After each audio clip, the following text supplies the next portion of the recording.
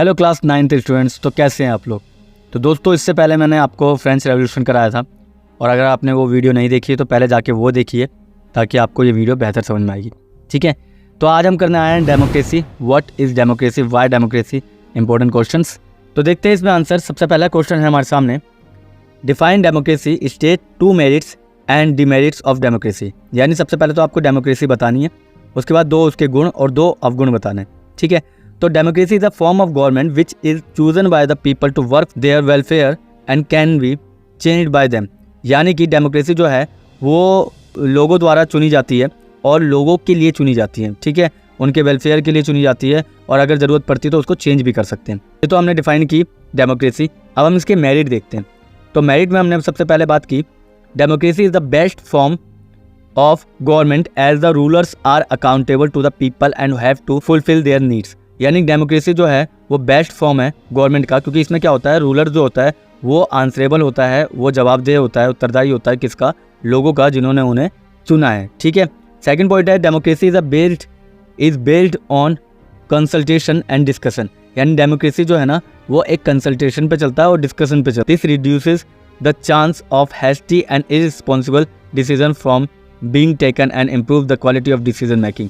और दूसरी बात ये भी होता है कि इंसान को पता है कि भाई देखो आप फॉर एग्जांपल मोदी जी हैं, ठीक है, हम लोगों ने चुना 5 साल बाद, ठीक है, तो 5 साल बाद हमको पता है कि हमें दोबारा नहीं चुनना। क्यों?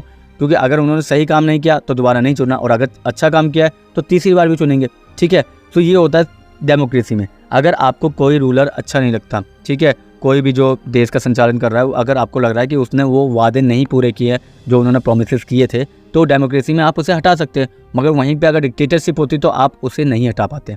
ठीक है, तो ये 2 गुण हैं किसके, डेमोक्रेसी के। चलिए, सो डिमेरिट्स देखते हैं। डिमेरिट्स में देखते हैं, leaders keep changing in democracy, this leads to instability. ठीक है, लीडर्स बदलते रहते हैं डेमोक्रेसी में, और इससे क्या होता है, इनस्टेबिलिटी आने को होता है कि भाई उसे पता है 5 साल के लिए तो आया हूँ, ठीक है, तो मैं ठीक है जितना काम हो सकता है करूँगा, नहीं तो फिर 5 साल बाद तो बदल ही जाना है मेरे को। ठीक, तो कुछ रूलर इसलिए भी काम नहीं करते हैं। ठीक है, democracy is all about political competition and power play. जो डेमोक्रेसी है वो पूरी तरह से क्या है, कंपटीशन पे खेल होता है। यानी जिसने राजनीति सीख ली वो उसके अंदर बार बार खेलता रहेगा, बार बार सत्ता में आता रहेगा। There is no scope for morality.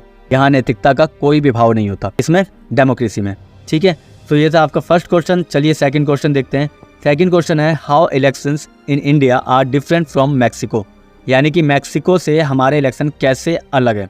पहला पॉइंट है, both the countries have a multi party system. यानी कि दोनों कंट्री के अंदर मल्टी पार्टी सिस्टम है।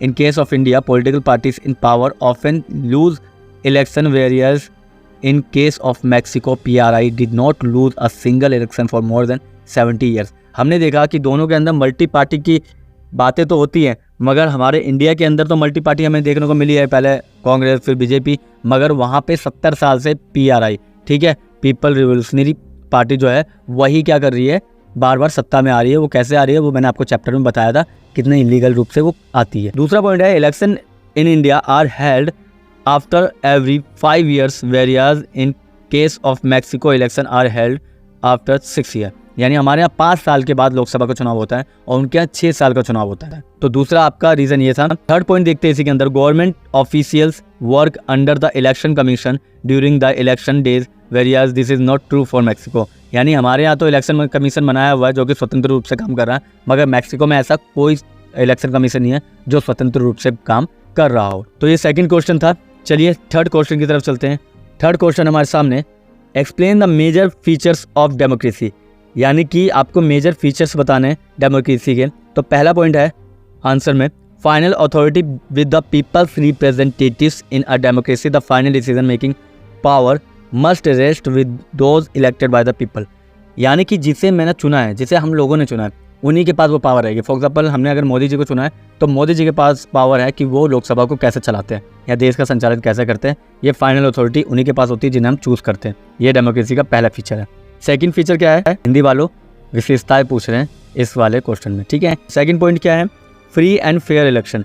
अब इसमें क्या होता है, डेमोक्रेसी में फ्री एंड फेयर इलेक्शन होता है, क्योंकि जो करेंटली पावर में है उसके पास चांस है खुद को खोने का या खुद को पाने का। ठीक है, इसीलिए इसमें फेयर इलेक्शन देखने को हमें मिलता है। थर्ड पॉइंट है, 1 पर्सन 1 वोट 1 वैल्यू। यानी कि एक इंसान एक वोट और एक ही वैल्यू होगी अब अंबानी जी बोलेंगे भैया हम तो इतना सारा पैसा लगाते हैं, टैक्स इतना देते हैं, हमारे तो वोट की वैल्यू बढ़ जाए, तो ऐसा कुछ नहीं होगा, क्योंकि डेमोक्रेसी के अंदर एक वोट की एक ही वैल्यू होती है, चाहे वो कितना अमीर हो, चाहे वो कितना भी गरीब हो। फोर्थ पॉइंट है rule of law and respect for rights. ठीक है, आपको क्या करना है कि कानून के तहत चलना है और सबके राइट्स को रिस्पेक्ट करना पड़ेगा, और ये गवर्नमेंट के भी हाथ में होता है कि वो सिटीजन के राइट्स की रिस्पेक्ट करे और सिटीजन के राइट्स को इम्पोर्टेंस दे। ठीक है, सो यहाँ पे आपके टॉप 4 फीचर्स मैंने डेमोक्रेसी के बता दिए हैं। चलिए चलते हैं नेक्स्ट क्वेश्चन की तरफ, और नेक्स्ट क्वेश्चन हमारे सामने, why is democracy called a government by discussion.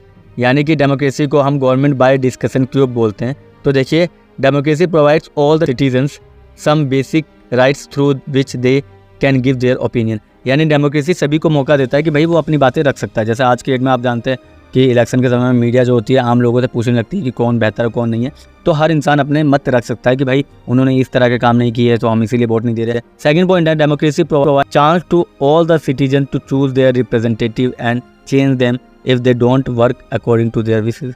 मैंने बताया आपको कि डेमोक्रेसी हर किसी को चांस देता है हर 5 साल में कि भैया अगर तुमको लगता है कि आपने गलती कर दी है तो 5 साल बाद सुधार। अगर वो काम नहीं कर रहा जैसा आपने उसने बोला था और आपने सोचा था, अगर उस तरीके से काम नहीं कर रहा तो आप हटा सकते हो। थर्ड पॉइंट है in the parliament all the members have the right to give their opinion. और यहाँ तक कि पार्लियामेंट के अंदर भी क्या है, अपोजिशन को बोलने का मौका मिलता है, अपोजिशन को हक है कि वो अपनी बातें रख सके, आर्ग्यू कर सके और सही निर्णय पर सरकार की हेल्प कर सके। ठीक है, फोर्थ पॉइंट है democracy provides the citizen a right to follow any religion. और डेमोक्रेसी क्या करता है, हर रिलीजन को मानने के लिए क्या करता है, उन्हें राइट देता है, अधिकार देता है कि भाई तुम अपना रिलीजन मान सकते हो। और डेमोक्रेसी में ये खास बात होती है लोकतंत्र में कि लोगों का शासन है और लोगों की मर्जी है कि वो किस तरीके से जीना चाहते हैं, वो भी कुछ प्रतिबंधों के साथ। तो दोस्तों टॉप 5 क्वेश्चन में लास्ट क्वेश्चन हमारे सामने, why was every election won by the party called PRI, explain any 3 reason. आपको 3 रीजन बताने पड़ेंगे। तो देखिए आंसर है every election won by the party called PRI because, यानी PRI बार बार क्यों जीत रही थी, रीजन अनटिल 2000 तक यानी 2000 तक every election was von by the dominant party called PRI। यानी कि 2000 तक तो उनका डोमिनेंट इतना ज़्यादा था कि कोई और पार्टी उनके सामने खड़ी नहीं हो पा रही थी। In its presence opposition party did contest election but never manage to win. यानी कि कई बार उन्होंने कोशिश की है अदर पार्टीज ने वहाँ आने के लिए, मगर PRI की जो पावर थी वो इस तरीके की थी कि कोई भी PRI के सामने किसी और पार्टी को देख भी नहीं सकता था, सोच ही नहीं सकता था। ठीक है, थर्ड पॉइंट है the PRI was known to use many dirty tricks to win election. और एक तो ऑलरेडी बहुत फेमस थी, और दूसरा इतनी गलत तरीके से भी कभी EVM में छेड़छाड़ कर दी फॉर एग्जांपल, या जो उनके यहाँ होता होगा, ठीक है, उसके अंदर छेड़छाड़ करने के कारण क्या करते थे, वो इलेक्शन गलत तरीके से जीत जाते थे। और यहाँ पे हम देखते हैं कि PRI was not democratic party because वहाँ पे लोगों की तो चल ही नहीं पाती है। लोग अगर सोचे बदलने की तो सोच ही नहीं सकते इस बारे में, क्योंकि उनकी पावर इतनी ज़्यादा है PRI की। ठीक है, सो ये टॉप 5 क्वेश्चन थे आज के लिए, बस इतना ही। मिलते हैं नेक्स्ट किसी चैप्टर के साथ, तब तक के लिए चैनल को सब्सक्राइब करें। Thank you.